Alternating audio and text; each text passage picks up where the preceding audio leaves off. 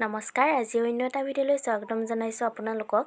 আজি কঁঠালৰ মুচিৰ তৰকাৰী বনালোঁ। কেনেদৰেনো মাংসৰ দৰে সোৱাদ লগাকৈ বনালোঁ আহকচোন চাওঁ। প্ৰথমতে কঁঠালটো সৰু সৰু টুকুৰাকৈ কাটি ল'লোঁ।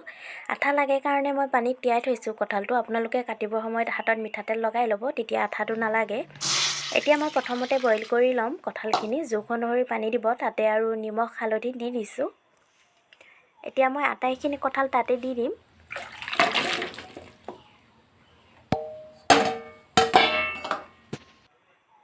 এতিয়া দেখিছে নহয়, অকণমান উতল আহিছে মোৰ কঁঠালখিনি।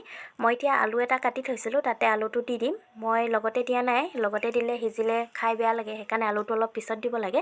আহকচোন এতিয়া উতলাই মছলাখিনি বনাই লওঁ। এয়া আদা নহৰু দিছোঁ, লগতে পিঁয়াজ দুটা দিছোঁ মই, আৰু সৰুকৈ বিলাহী দুটা কাটি দিছোঁ।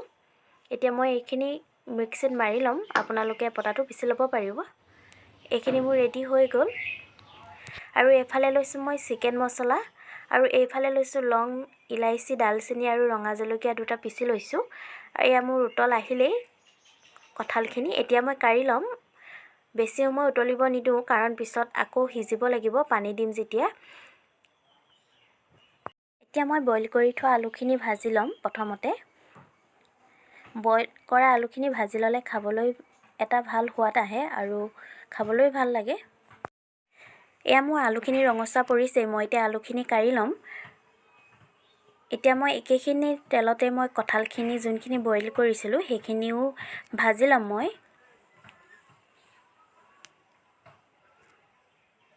ভালদৰে লৰাই ভাজি থাকিব, লাগি ধৰিবলৈ নিদিব। গেছটো অকণমান সৰু কৰি ল'ব।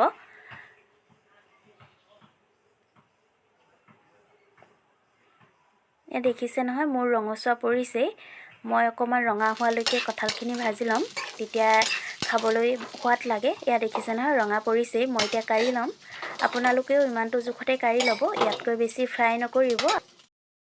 এয়া দেখিছে নহয়, কঁঠালখিনি ইমান ধুনীয়াকৈ ফ্ৰাই হৈ গ'ল আৰু ক'তো লাগিও নধৰিলে কেৰাহীত। এতিয়া মই প্ৰথমতে জিৰা আৰু পিঁয়াজ এটা কাটি থৈছিলোঁ সৰুকৈ, সেইটো তাত দি দিম, আৰু লগতে তেজপাত 3 খিলাও দি দিম। এতিয়া মই এইখিনি ৰঙচুৱা হোৱালৈকে ভাজি থাকিম। এয়া মোৰ ৰঙচুৱা হৈছে। মই যে মছলাখিনি বনাই থৈছিলোঁ সেইখিনি এতিয়া মই ইয়াত দি দিম প্ৰথমতে। এইখিনি এতিয়া মই ৰঙচুৱা হোৱালৈকে ভাজি থাকিম। গেছটো সৰু কৰি ল'ব, লাগি ধৰিবলৈ একেবাৰে নিদিব। আৰু এইখিনি যেতিয়ালৈকে ভালদৰে সিজি ইয়াৰ পৰা তেলটো ওলাই নাযায় তেতিয়ালৈকে ভাজি থাকিব, নহ'লে কেঁচা কেঁচা গোন্ধ ওলাব। এতিয়া জোখ অনুসৰি নিমখ আৰু হালধি দিব। হালধিখিনি বইল কৰোঁতে যিহেতু দিয়া হৈছিলে, অকণমান কমকৈ দিব, যিমানটোৰ প্ৰয়োজন হয়। এয়া দেখিছে নহয়, মোৰ এয়া তেল ওলাইছে। এনেদৰে ভালদৰে ভাজি থাকিব তেল ওলাই যোৱাকৈ। এতিয়া মই ইয়াত দিম জলকীয়া, লং, ডালচেনি আৰু ইলাইচি যে পিচি থৈছিলোঁ সেইখিনি এতিয়া ইয়াত দি মই ভালদৰে ভাজি ল'ম।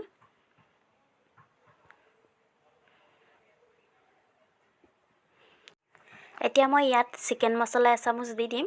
যিহেতু কঁঠালটো বনালে মাংসৰ দৰেই সোৱাদ লাগে, সেইকাৰণে মই চিকেন মছলাও এচামুচ দি দিছোঁ। এতিয়া এইখিনি মই দি লৈ ভালদৰে লৰাই ল'ম।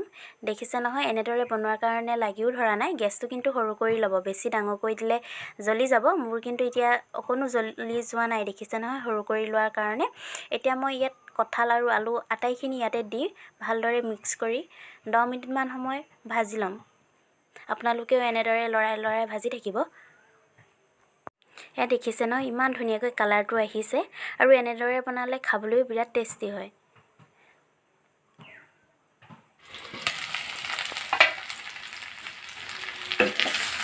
এয়া দেখিছেনে, মোৰ ভালদৰে কঁঠালখিনি ভজা হৈ গ'ল। মানুহে এনেকৈ দেখিলে ধৰিবই নোৱাৰিব আপোনালোকে যে কঁঠালেই বনাইছে নে মাংসই বনাইছে। এনেদৰে আৰু বনালে যে একদম মাংসই নে কঁঠাল একোৱেই ধৰিব নোৱাৰে। ইমান ধুনীয়া লাগিছে, কালাৰটো যে ইমান ধুনীয়াকৈ উঠিছে নহয়। চাওকচোন, এতিয়া মই গৰম পানী কৰি থৈছিলোঁ। জোখ অনুসৰি পানী দিব, আপোনালোকে কিমানটো জোখত লাগে পানীটো। মই জোখ অনুসৰি দিছোঁ, কিন্তু আপোনালোকে পানীটো গৰম কৰি ল'ব। এয়া মই এতিয়া ভালদৰে লৰাই এইখিনি 5 মিনিট সময় উতলিব দিম, কাৰণ মই গৰম পানী দিছোঁ, বেছি সময় নালাগে সিজিবলৈ। আগতীয়াকৈ বইলেই কৰি লৈছোঁ। এয়া মোৰ কঁঠালখিনি উতল আহিছে। মই এতিয়া ধনিয়া কাটি থৈছিলোঁ, তাতে দি দিম কেঁচা ধনিয়া। ধনিয়াখিনি দিলে যে ইমান ধুনীয়া এটা গোন্ধ আহে।